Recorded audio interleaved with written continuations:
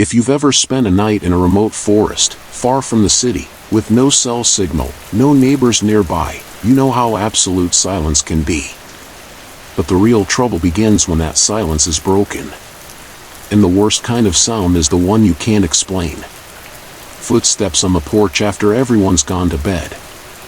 Muffled laughter coming from the trees. The feeling that something is out there, watching you, waiting. The stories you're about to hear are all told by different people, in different places, but they share one thing in common. None of them truly felt alone on those nights. Story 1. Something breathed beside the cabin. I've never told anyone this story in full before. Not because I'm afraid they won't believe me, I honestly don't care about that. I've just never been able to say it out loud without my chest tightening up, like the air gets thinner just remembering it. This happened in early October, 3 years ago.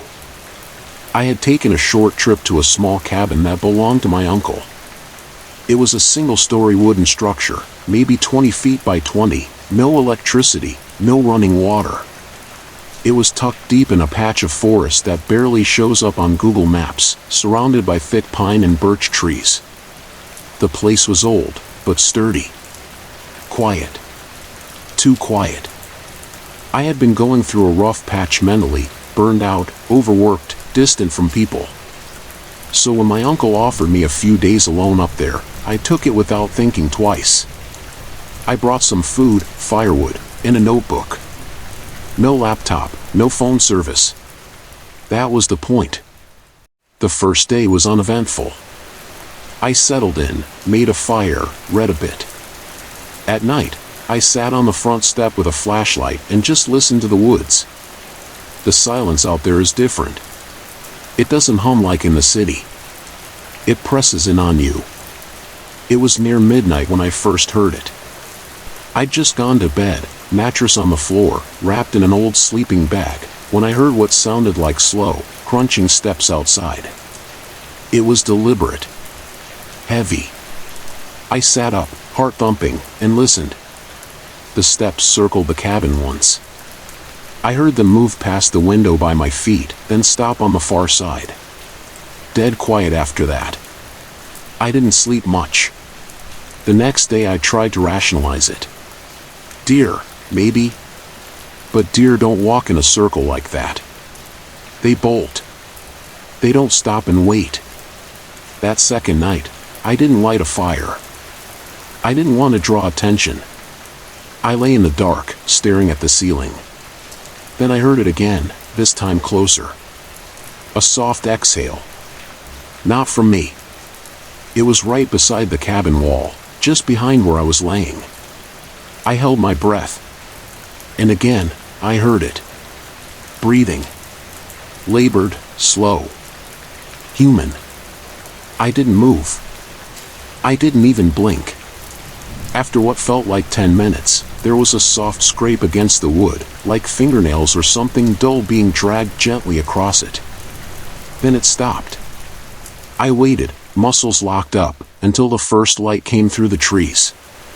When I opened the cabin door, there were faint drag marks in the dirt, thin and shallow, like someone had walked barefoot and scraped their heels. I left that afternoon. I didn't even pack everything. I didn't tell my uncle, either. But here's what messes me up the most. A few months later, I got a call from him. He'd gone up to the cabin to do repairs and asked if I'd moved anything around. I said no. He told me something odd. There were long, vertical scratches on the outside walls, about shoulder height. And something had taken all the firewood, and stacked it neatly in the shape of a spiral, a few feet into the trees. No footprints. No sign of animals. Just that spiral. In the walls. Story 2, laughter in the pine woods. I wasn't supposed to be alone that weekend. My friend had invited 3 of us to stay at his parents' off-grid cabin, deep in a pine forest near a lake. He ended up bailing last minute, claiming his girlfriend had a family emergency. Another friend had car trouble, and the last one ghosted entirely. I'd already driven over 4 hours to get there. So I said screw it, I'll enjoy a weekend off the grid by myself. Big mistake. The cabin was simple. One room, a wood-burning stove, no electricity. Just enough solar power for a couple of dim lights and a charge of phone, but of course, no service. There was a single dirt road that led in and out, flanked by trees that towered over everything. The first day was peaceful. I chopped wood, read, made a basic meal. Around sunset, I sat on the little wooden bench in front of the cabin and watched the orange light filter through the pine needles. That first night, just past 2 a.m., I was woken up by what I thought were coyotes. It started with howling, distant and high-pitched. But then, mixed in, I heard laughing. Real, unmistakable, human laughter. But twisted. Drawn out, almost wheezy. It didn't sound like someone enjoying a joke. It sounded like someone laughing at me. I sat up in my cot, staring at the window. The laughter kept going. Sometimes close, sometimes far, as if whoever it was circling, moving fast, between trees. Always just out of view. I didn't sleep that night. The next morning, I found nothing. No footprints, no broken branches. Just silence. You know that kind of silence that feels off? Like even the birds are watching? That evening, I started a fire outside, more for comfort than warmth. I stayed close to the flames, listening. And then, around midnight, I heard it again. Not laughter this time. Singing. A voice, deep in the woods. Humming a slow, tuneless melody. Sometimes broken by wet, choking coughs. It was coming from the same direction as the lake. I stayed completely still, not even breathing. The humming stopped. I heard footsteps. Light, but fast. They came within 30 feet of the firelight. I stood up, grabbed the axe I'd left near the woodpile, and called out. "Who's there?" Nothing. Then a voice responded, not yelling, not whispering.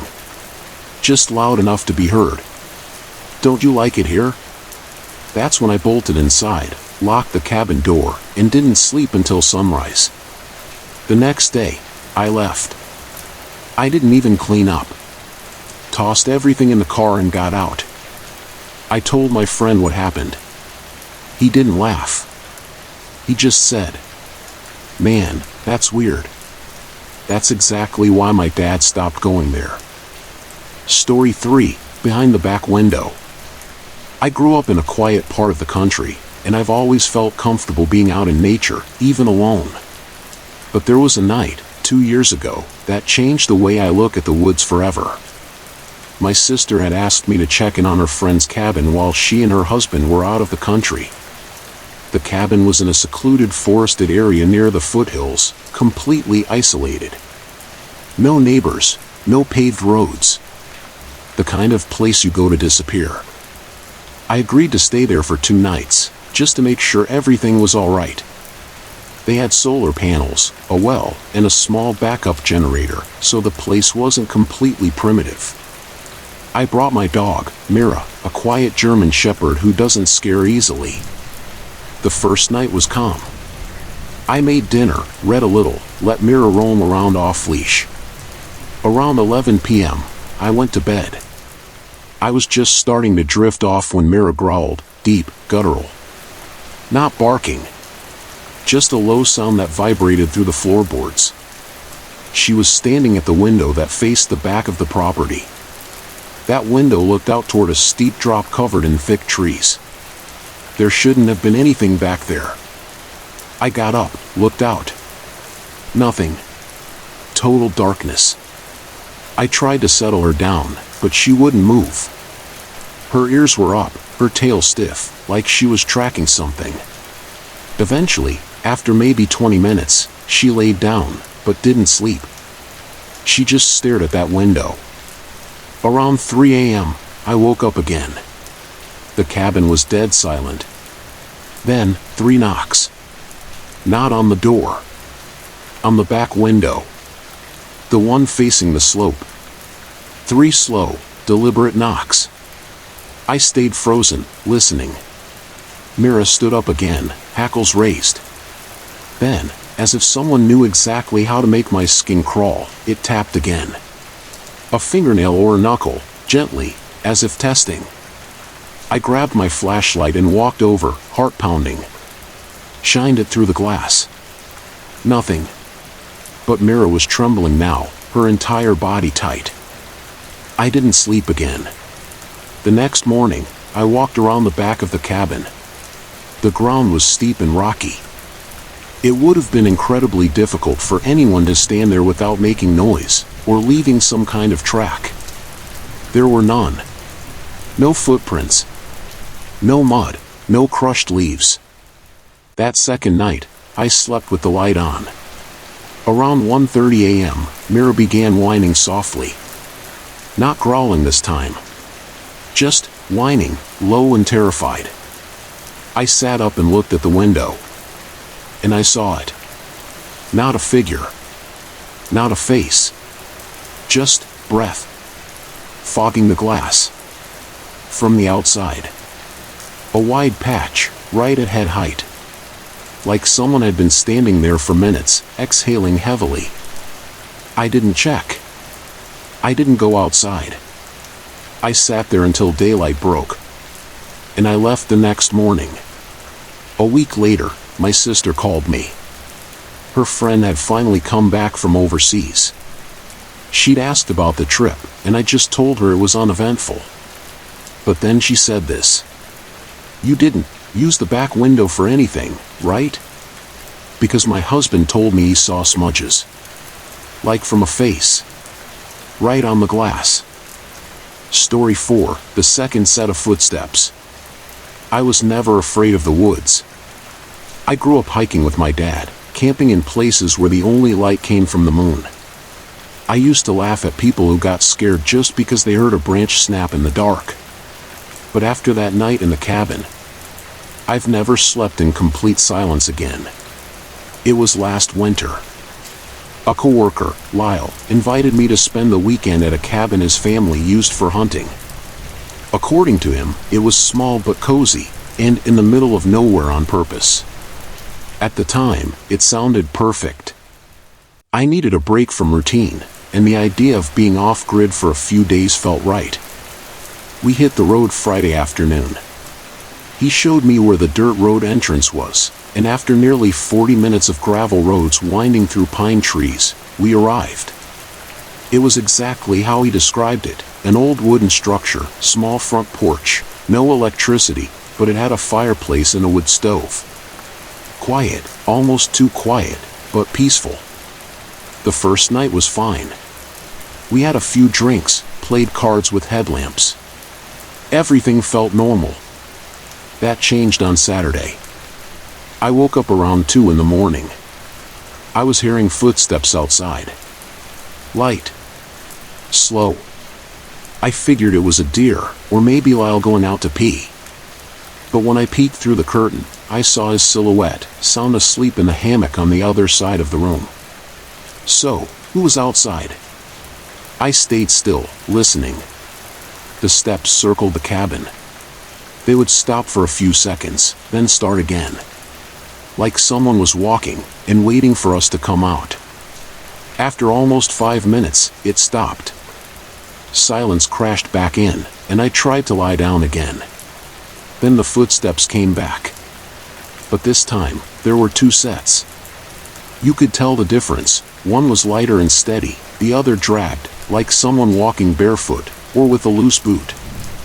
And then came the sound that made my blood run cold. A whistle. 3 notes. Slow. It paused, then repeated. It sounded like it was right outside the window. But there was no way to see anything out there, just the reflection of the lantern hanging inside. I didn't move until the sky started to lighten. Once the sun came up, I stepped out with my machete in hand and walked the whole perimeter of the cabin. Nothing. No footprints in the damp soil. No broken branches. No sign of any animal. I didn't say anything to Lyle. He just mentioned he'd slept like a rock. But that second night, before bed, he set his bottle down and said, "You heard that last night, right? Something walking around out there? I thought it was you." I just looked at him. There was nothing else to say. That night, we left the lantern on. But at exactly 2:47 a.m., it went out on its own.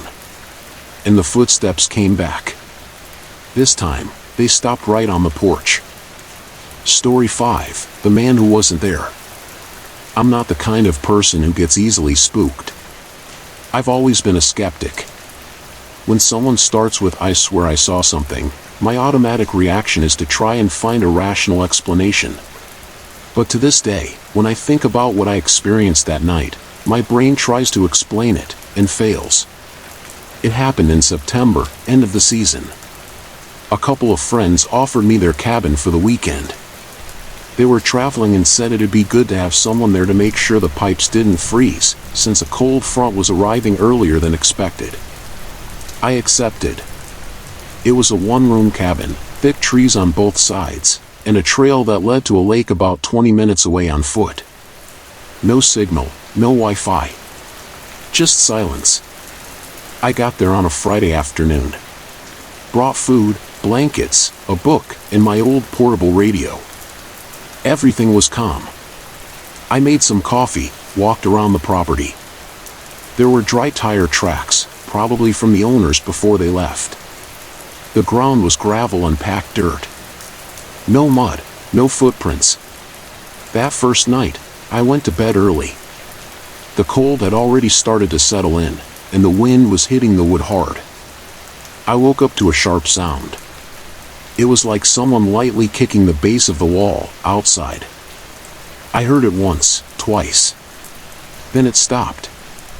I waited in silence. And then I heard something that gave me a strange chill, heavy footsteps walking across the wooden deck. And then, the door handle rattling, like someone had just placed their hand on it. I got up slowly, flashlight in hand. Peered through the crack in the window beside the door. Nothing. Just darkness. But the sound that came next was impossible to ignore, someone laughing. Not loud. More like breathing with a laugh mixed in, coming from the side of the cabin. I threw the door open, flashlight on. The deck was empty. But there was a clear footprint on the wood. Barefoot. It wasn't mine. I went back inside, locked the door, and sat in silence until the sun started to filter through the trees. The next morning, I decided to check the perimeter. Walked a full circle around the cabin. That's when I saw something that shouldn't have been there. On the far side, beneath a window I hadn't even opened, was a blanket, rolled up like the kind used in shelters, and a plastic cup on the ground, half full of something dark. It looked like juice. But I hadn't brought juice.